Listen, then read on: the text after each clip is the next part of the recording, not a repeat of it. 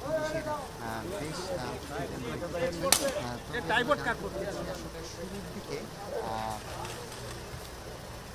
ছাত্ররা আসলে এই বাসাটি ঘেরাও করে, তারপর ছাত্ররা আসলে পুলিশকে খবর দেয় এবং এরপর পুলিশ কিন্তু 10টা থেকে এখানে অবস্থান করে পুলিশ এই বাসাটি ঘেরাও করে রাখে এবং রাত 11টা নাগাদ তারা আসলে এই বাসায় ঢুকে এবং এরপরে আসলে তারা তাকে গ্রেফতার করে। আগে বাসায়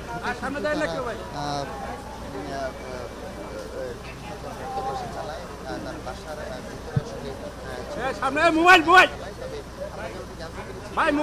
আগস্টের গণহত্যার মামলা, গণহত্যায় তার বিরুদ্ধে মামলা রয়েছে। তো সেই মামলার ভিত্তিতেই তারা আসলে ব্যারিস্টার তারা গ্রেফতার করেছে।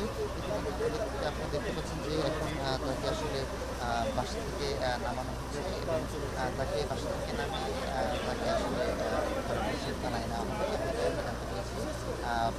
ভাই ধাক্কায় না, পুলিশ ভাই ধাক্কা দিচ্ছেন কে ভাই? বলেছে যে তাকে এখন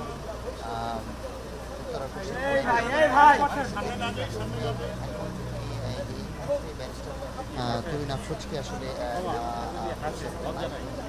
তাকে বাসা থেকে আসলে বের করা হচ্ছে, তাকে গ্রেফতার করে নেওয়া হয়েছে। লজ্জা নাই পুলিশের গাড়িতে পুলিশ তাকে আসলে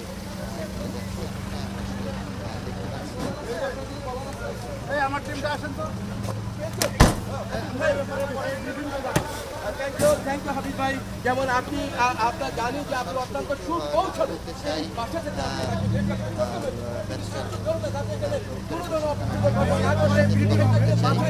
সংবাদ ব্রিফিং করেন দ্রুত হাবিব ভাই। পরে ব্রিফিং করা হবে না, আমরা বাধার সম্মুখীন হই।